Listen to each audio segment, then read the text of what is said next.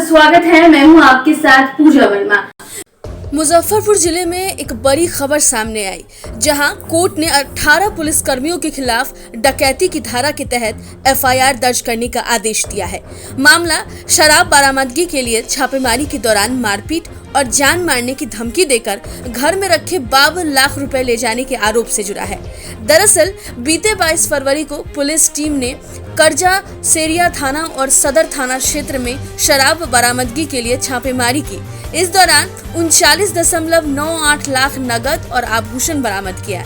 इस कार्रवाई के बाद करजा थाना के रसूलपुर निवासी रिटायर्ड फौजी हरिद्वार प्रसाद ठाकुर ने कोर्ट में 26 फरवरी को परिवाद दायर किया था, जिसमें उन्होंने पुलिस पर रुपए हेराफेरी करने का, मारपीट और जान से मारने की धमकी देकर घर से 52 लाख रुपए ले जाने का आरोप लगाया था। कोर्ट को इसके साक्ष्य भी दिए गए थे, जिसकी सुनवाई कोर्ट में चली। कोर्ट ने इस मामले में कड़ी टिप्पणी करते हुए छापेमारी दल में शामिल 8 नामजद और 10 अन्य पुलिसकर्मियों के खिलाफ डकैती की धारा 395 के अलावा मारपीट और आर्म्स एक्ट की धाराओं के तहत करजा थाना में एफआईआर दर्ज करने का आदेश दिया है। इसकी जानकारी वादी के अधिवक्ता कमलेश कुमार ने दी है। अधिवक्ता ने बताया कि पुलिस टीम रिटायर्ड फौजी के घर छापेमारी की थी और परिवाद में प्रथम आरोपित करजा के प्रभारी थानेदार रहे ब्रज किशोर प्रसाद यादव शामिल है। वहीं पीड़ित पक्ष को पुलिस ने कोई जो जब्ती है उसकी सूचना नहीं दी। परिवाद में हरिद्वार प्रसाद ठाकुर ने कोर्ट को बताया कि उन्होंने जमीन बेचकर 52 लाख रुपए घर में रखे थे। इसे 22 फरवरी की देर रात पुलिसकर्मी घर से ले गए। कोई जब्ती सूचना नहीं दी गई, जबकि सूची मांगने पर रुपए का डिमांड किया गया और हथियार का भय दिखाकर मारपीट भी की गई। ये 22/2/21 रात्रि में 12:30 बजे के बाद मैं बरामदे पर सोया हुआ था। कुछ लोग आए और कहा कि ग्रिल खोलिए। हम कहे ग्रिल अभी नहीं खोलेंगे, क्योंकि आज 3 दिन पहले बसना गांव में डकैती हो गया है, सबको बंद कर दिया गया है और सब लूट करके ले गया है, इसलिए सुबह होने दीजिए। हाँ, तो हम ग्रिल खोलेंगे। कहीं कि हम पुलिस वाले हैं। हम कहा कि ठीक है, गांव का लोग अगल का लोग आ जाता है, हम ग्रिल खोलेंगे, आप तलाशी लीजिएगा जैसे जो करना होगा। उसी पर उसने कहा कि हम ग्रिल तोड़ देंगे। हम कि ठीक है, आप तोड़ दो ग्रिल। इसी बीच में हमारी बहू बगल वाले कमरे में सोई हुई थी।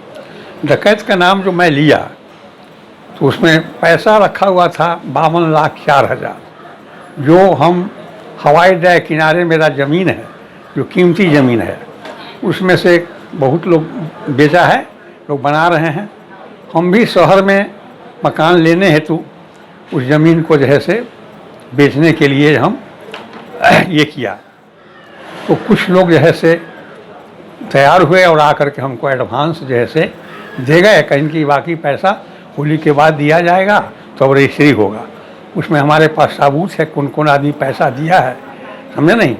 वही पैसा था, समझे ना, 52,04,000 रुपया, जो मेरे पास सबूत है उनका जो है से सब कुछ समझो जो दिए हैं वो पैसा था जो है से। और बहू की शादी 1991 में हुई थी। उसमें वो गहना जो दिया था हम लोगों ने, वही गहना था। उस समय गहना गोल्ड का रेट सस्ता था, 32-35 हज़ार था। उन लोग 200 ग्राम जो है से गहना उनको बना कर दिया गया था, जो उसी में था, समझे नहीं। बहू हमारी जब डकैत का नाम सुन करके पीछे लगा हुआ है ग्रिल, वो चाहे कि खोल करके हम निकल जाए, नहीं तो लूट लेगा। इसी बीच पीछे से पुलिस जो है से कुछ लोग आ करके और बहू के हाथ से पेटी को छीन लिया। छोटा सा पेटी था टीन का, वो छीन करके और उसको ले आया और बहू के साथ ही बदसलूक किया। और हम जब विरोध किया तो पलंग पर हमको जो है से लेटा करके, ये घुटना से सब करीब 22-25-30 साल का लड़का था, वो जैसे लेकर के जान दिया हमको जैसे। अब हम 80 हो गए वहाँ पर। उसके बाद वो हट गया। हटने के बाद वो चाबी टंगा हुआ था, उसी से वो पुलिस वाले ग्रिल को खोल दिए। हम नहीं खोले, वही खोला क्योंकि सामने टंगा हुआ था, और सब प्रवेश कर गए। प्रवेश करने के बाद वो लोग जैसे घर में तलाशियाँ शुरू किया। उसके बाद पेटी को तोड़ करके, और उसमें पैसा सब बना हुआ था, गड्डी लगा हुआ था, वो पैसा उसने देखा और देख करके रख लिया। हम विरोध किया, उसके बाद वो कहा कि नहीं, ये पैसा जो है से हम ले जाएंगे।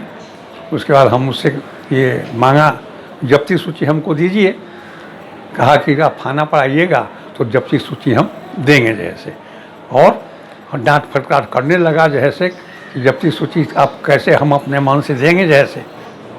उसके बाद जब हम थाना पर गए तो कहा कि 30,000 रुपया आप दीजिए, नहीं तो हम दारू शो कर देंगे और आप जेल चले जाइएगा।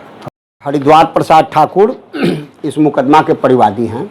इनके द्वारा एक परिवाद पत्र मुख्य न्यायिक दंडाधिकारी मुजफ्फरपुर के न्यायालय में दर्ज किया गया और जिसको सुनवाई के लिए ACGM 5th श्री नयन कुमार जी के न्यायालय में स्थानांतरित कर दिया गया। और मामला इसमें इनके द्वारा मुकदमा किया गया है तत्कालीन थानाध्यक्ष कर्जा ब्रजकिशोर प्रसाद यादव एवं 8 अन्य पुलिसकर्मियों के खिलाफ, साथ ही 10 अज्ञात पुलिसकर्मियों के खिलाफ ये परिवाद पत्र दायर किया गया है। 195 एवं अस्त्र शस्त्र अधिनियम की धाराओं में प्राथमिकी दर्ज होने का आदेश दिया गया है न्यायालय के द्वारा, और 395 धारा सत्र न्यायालय के द्वारा विचारणीय है। ऐसे मामले में अधिकतम लाइफ इम्प्रिजनमेंट की सजा हो सकती है, अभियुक्तगण को आजीवन कारावास की सजा हो सकती है। फिलहाल के लिए इतना ही। ऐसे ही तमाम खबरों के लिए स्ट्रीट बज़ के YouTube चैनल को सब्सक्राइब करने और बेल आइकन दबाना ना भूलें। नमस्कार।